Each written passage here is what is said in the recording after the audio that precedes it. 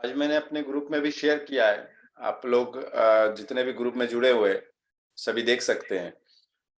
और उसमें प्रश्न कुछ इस तरह से आया, मैं रिपीट करता हूं। आप लोग बहुत गौर से सुनिए, बहुत गौर से।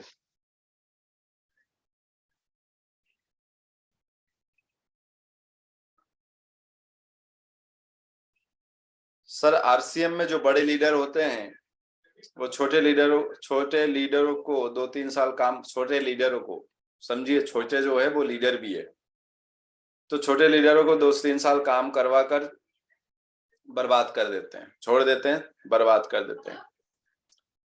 और आरसीएम में लोगों का विश्वास टूट चुका है। कितनी शानदार लाइनें आपने बताए हैं। जो भी साथी है, मैं नाम नहीं लेना चाहूंगा, लेकिन जितने भी साथी ने ये लाइनें, जो भी साथी है, सोचिए क्या बोल रहे हैं। पहले तो खुद को समझ में आना चाहिए कि मैं क्या बोल रहा हूं। ये चीज खुद को पता होना चाहिए सर, और किसी को पता हो ना हो। बड़े लीडर छोटे लीडरों को मतलब खुद को वो छोटे लीडर समझ रहे हैं, अपनी व्यथा, अपनी दर्द वो शेयर कर रहे हैं सर। तो छोटे लीडरों को 2-3 साल काम करवा के छोड़ देते हैं, बर्बाद कर देते हैं।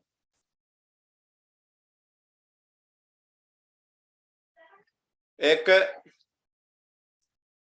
सीनियर लीडर आपके साथ बिजनेस में 2-3 साल साथ दिया, उसके बाद आप लीडर भी बने, छोटे ही बने ना, मतलब आपके पास टीम है।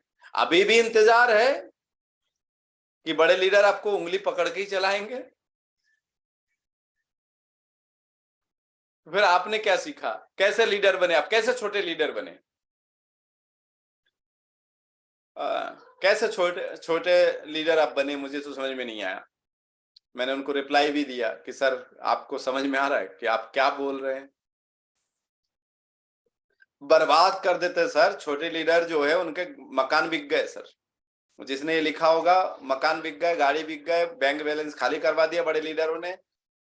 और सीधी सी बात है, एक बड़े लीडर ने यदि किसी को पकड़ के छोटे लीडर बनाए तो कुछ तो कमाई हुआ होगा, तब तो वो छोटे लीडर बने होंगे। और जब छोटे लीडर बन गए हैं तो ऐसी स्थिति में सामने वालों को अब अपनी ध्यान देनी चाहिए। यकीन मानिए सर, ऐसे मेरे तो सर, मैं फिर सीधा बोलता हूं, और मैं इस वजह से भी कुछ लोगों से खफा हूं कि सर, बालाजी मुंह से कुछ भी बोल देते हैं, और कुछ भी के लायक ही है सर वो। जो इंसान 2-3 साल से काम कर रहे हैं, उसके बाद बैठे हुए हैं, और वो अभी भी सोच रहा है कि सीनियर उनके टीम को ध्यान दे,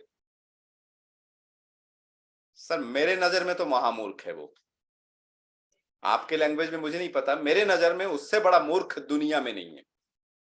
या फिर वो बड़ा होशियार है, वो ये चाह रहा है कि आपने आरसीएम में मुझे ज्वाइन किया तो आपकी अटकी है सर। आप मेरे घर आए थे, मुझे 10 बार प्लान दिखाए थे, आपकी अटकी है सर। मेरे को रॉयल्टी नहीं, लाखों रुपए महीना भी आएगा ना, तो भी मेरे टीम को आपको ही देखना है। तो फिर आपने आरसीएम में सीखा क्या है सर? आरसीएम में सिखाते हैं सेल्फ डिपेंड। सबसे बड़ी चीज आरसीएम में क्या सिखाते हैं सर?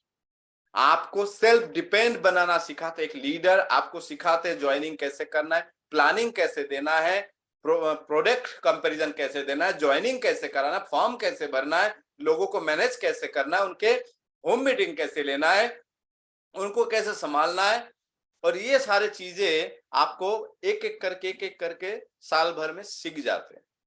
जो सीरियस है वो जल्दी सीखते हैं, और जो कम सीरियस है उनको सिखा सिखा के पीछे पड़ के सीरियस बनाए जाते हैं, पीछे पड़ के सीरियस बनाए जाते हैं।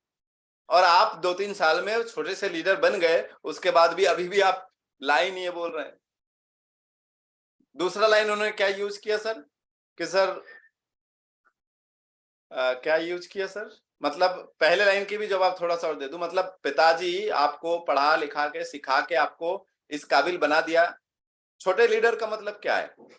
मैं तो ये समझता हूँ, बड़े लीडर और छोटे लीडर यदि ऐसा ले लूं, मैं पारिवारिक मामले में ले लूं इसको, तो ऐसे ले सकता हूं क्या कि पिताजी ने आपको पढ़ाया, बड़े किया, शादी करवा दिया, मतलब आप भी छोटे लीडर बन गए। आप भी पति बन गए, फैमिली मेंबर, फैमिली संभालने वाले बन चुके हैं, ऐसा हो सकता है। अब आपकी शादी होगा, उसके बाद भी आप सोच रहे हैं कि पिताजी आपके संसार चलाए, पिताजी आपके बीवी के लिए साड़ी खरीदे। अब तो मैं बहुत उस तरफ जा रहा हूं सर। तो फिर ऐसे व्यक्तियों को तो शादी करनी ही नहीं चाहिए सर। ऐसे कई लोग हैं, मेरे नजर में भी है सर।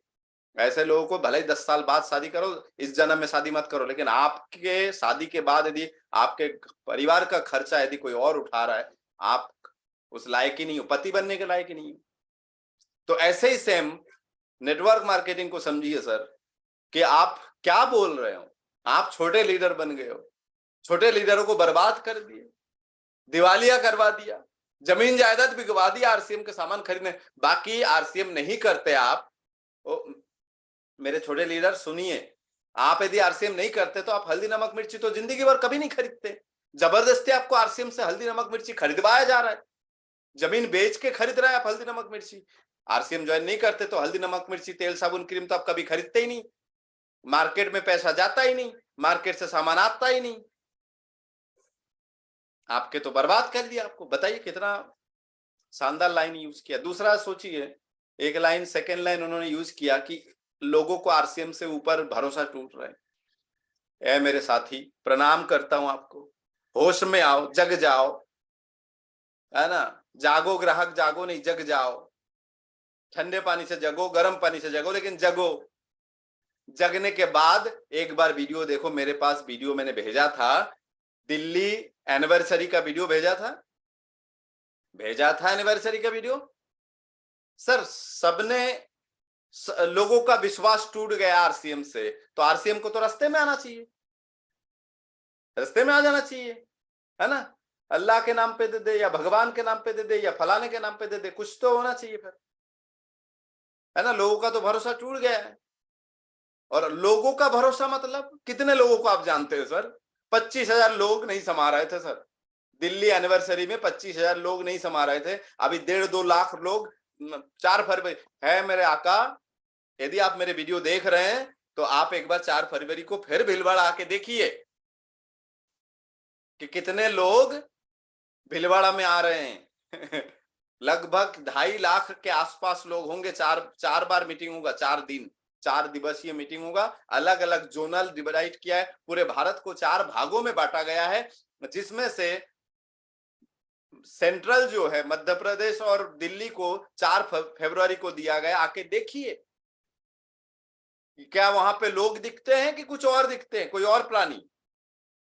अब आपके नजर में कितने लोग होंगे सर? तो ऐसे स्थिति में तो सर ऐसे लोगों को मेरे नजर में, मैं फिर सीधा बोलने वाला हूं सर, ऐसे लोग तो कुएं में ही पड़े हैं अभी भी। कुएं के 4 मेंढक देख लिया बस, मतलब इतना ही है पूरे दुनिया में मेंढक, और तो है ही नहीं।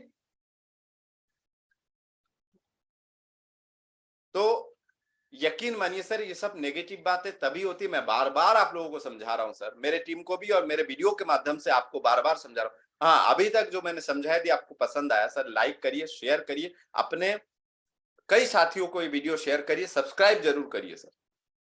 अब मैं अपने टीम में भी कई बार समझाता हूं कि सर, कई लोग बोलते हैं सर सीख रहे हैं, करेंगे, देखेंगे, सुनेंगे, ऐसे करते करते टाइम बीत जाता है, 1-2 साल हो जाता है, 20,000 पॉइंट भी नहीं होता है। तो ऐसे में फिर क्या होगा पता है सर? ऐसे में तो वही होगा, अरे भाई साहब कहाँ लगे हो, मैंने बताया था ना, आरसीएम मैंने भी किया था 2-3 साल में, कुछ नहीं होता है। आ जाओ, अभी भी मौका है, यहाँ आ जाओ, यहाँ आ जाओ, अभी भी मौका है ना। इस कंपनी में आ जाओ, अभी भी मौका है। देखो मस्त कमा रहे हैं, मस्त। तो फिर ऐसे लोग बड़े जल्दी टूट भी जाते हैं, बड़े जल्दी टूट जाते हैं, और कोई भी इनको फिर पकड़ के ले जाते हैं, यकीन मानिए सर। तो सोचने समझने की जरूरत है सर। किसी भी कंपनी में आप जाए, मेहनत तो करना पड़ेगा सर। आरसीएम में भी आपको मेहनत करना पड़ेगा। हो सकता है कि आप सोच रहे हो सर मैंने तो मेहनत किया था, फिर भी तो ये हाल है। कितना किया था वो आपको स्वयं को पता है। कितने पैसे जमा किए थे आपने वो स्वयं को पता है, कितने लगा होगा। तो समझने की कोशिश यही करिए कि नेटवर्क मार्केटिंग या आरसीएम बिजनेस ऐसा शॉर्टकट है, मेहनत से शॉर्टकट नहीं है कि आप जुड़ गए और आप लखपति बन जाएंगे। हाँ, शॉर्टकट ऐसा है कि बाहर आपको 40 साल तक मेहनत करना पड़ सकता है, यहां 4 साल। इतना शॉर्टकट है सर। बाहर आपको सिक्योरिटी नहीं मिल सकता है, यहां आपको मिलेगा सर। इतना शॉर्टकट हो सकता है। बाहर आपको समय की आजादी नहीं मिल सकती, लेकिन यहां पे मिलेगा सर। ये शॉर्टकट हो सकता है। बाहर आपके शायद सपने पूरे हो, शायद, लेकिन यहां आपके मेहनत से 4 साल मेहनत करिए, कंफर्म आपके सपने धीरे धीरे पूरे होना चालू हो जाएंगे। बाहर आप अपनी आजादी से नहीं घूम सकते, छुट्टी नहीं ले सकते, यहां आप आजादी से घूम सकते, कहीं भी जा सकते। उसके लिए आपको कमेंट करना होगा खुद से, कमिटमेंट, कमेंट नहीं, कमिटमेंट करना पड़ेगा। कमेंट भी करिए, कमिटमेंट भी करिए। कमिटमेंट करना पड़ेगा भैया कि भाई 3 साल मेरे घर में मामा के लड़के के मुंडन पे नहीं जाना है सर। बात समझ में आ रहा है? कई लोग तो उसमें भी चले जाते, मेरे मामा के लड़के के लड़की के मुंडन, लड़की के लड़के के मुंडन। मेरे को तो वो रिश्ता भी उतने दूर समझ में नहीं आया था जितने दूर वो जाके मुंडन में मजा लेके आ गए। अब मजा ही लेना है सर, तो जिंदगी में मजा ले ही रहे हो, कोई दिक्कत नहीं। जैसे भोपाल में कई लोग, मेरे स्टूडेंट्स से मैं बात करता हूँ, सर सो गया था इसलिए कल क्लास नहीं आ पाया। सो गए थे, सोचिए, नींद लग गई थी, सो गया था। मैंने कहा भाई प्रभु, बिस्तर गांव के घर में भी लगी हुई है, यहां अपन मेहनत करने आए, पढ़ने आए भोपाल में, मेहनत करने आए। सोना ही है तो सोने वाले जो बिजनेस बिस्तर है ना, वो बिस्तर बेड जो है आपके घर में गांव में जहां से आए हो वहां भी लगी हुई है, तो यहां क्यों आए हो सोने के लिए? 3 साल कमिटमेंट करना है, 3 साल।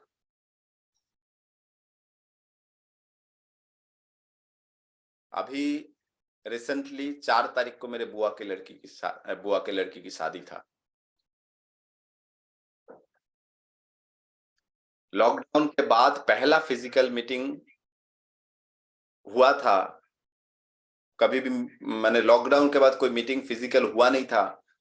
और लगभग 21 तारीख को मेरे मामा के लड़की की शादी, मेरे एक ही मामा, मामा की लड़की की शादी, जिस गुड़िया को गोद में मैंने खिलाया है।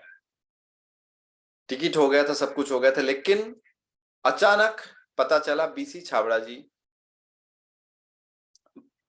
जी का मीटिंग है, सेमिनार है भोपाल में, और बकायदा 19 तारीख को। मजाल कि अपने कमिटमेंट से हट जाए। ऐसे नहीं मिलता है सर। आपको क्या लगता है लाखों रुपए महीना ऐसे ही आ जाएगा? ऊपर वाले भी तो चेक करेगा कि आपके अंदर वो लाखों रुपए, वो इतने बड़े टीम संभालने की क्वालिटी है कि नहीं। चेक तो करेगा ऊपर वाला भी। ऐसे ही हवा में ऊपर वाला भी चेक करेगा कि मुसीबत, आपके पास पैसों की जुगाड़ नहीं हो पा रहा, फिर भी आप भीलवाड़ा जा रहे हो, फिर भी आप रिजर्वेशन करवा रहे हो, भीलवाड़ा जा रहे हो, रिजर्वेशन नहीं मिल रहा है, जनरल टिकट में जा रहे हो, लेकिन जा रहे हो। रास्ते का कोई फर्क नहीं पड़ता है सर, सफर का कोई मायने नहीं रखता है, मायने रखता है मंजिल का। आपका मंजिल क्या है सर? भीलवाड़ा जाना है, चलो भीलवाड़ा, भीलवाड़ा जाना है सर। मंजिल का लाभ उठाइए। ट्रेन में यदि नीचे पेपर बिछा के लेट के जाना पड़ रहा है तो भी जाइए, लेकिन जाना भीलवाड़ा है सर। जर्नी कोई नहीं पूछता है। सचिन से कभी नहीं पूछा कि आपने क्या कितना मेहनत किया, उस जर्नी बताइए मुझे, वो सफर बताइए, कोई नहीं पूछता है सर। मंजिल जरूरी है कि मंजिल मुझे यहां तक पहुंचना है, चाहे छोटी मंजिल हो कि अभी भीलवाड़ा जाना है, छोटी सी मंजिल है सर। बड़ी मंजिल तो आपको इस बिजनेस में सफल होना है। इस रास्ते में कितनी कठिनाई आएगी, कितने बार आपको बंद कमरे में रोना पड़ेगा, इससे कोई फर्क नहीं पड़ता है सर। जब आप स्टेज में होंगे ना, तो आपकी बातों में सामने बैठे लोगों की आंखें नम होनी चाहिए। वो है सक्सेस। सक्सेस वो है कि आपके लिए 300 लोग इंतजार करें, आप उस हॉल में एंट्री करें तो 300 के 300 लोग खड़े हो जानी चाहिए सर, वो है सक्सेस।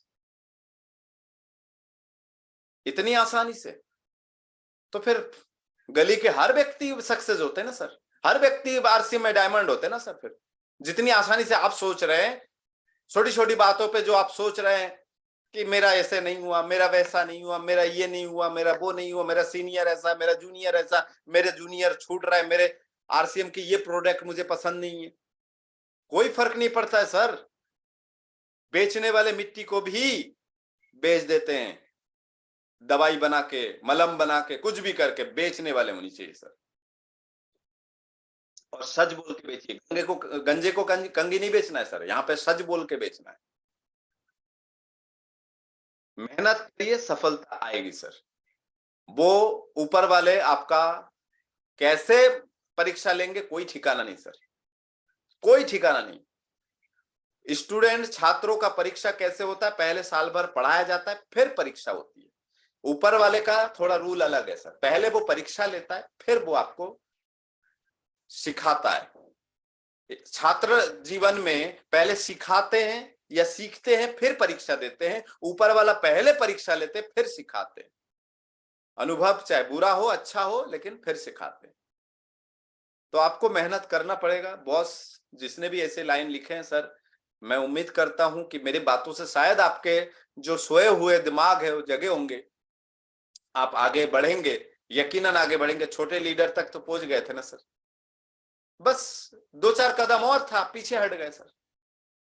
2-4 कदम और था, आप पीछे हट गए कि आपको धुंधला दिखाई दिया, पीछे हट गए बस।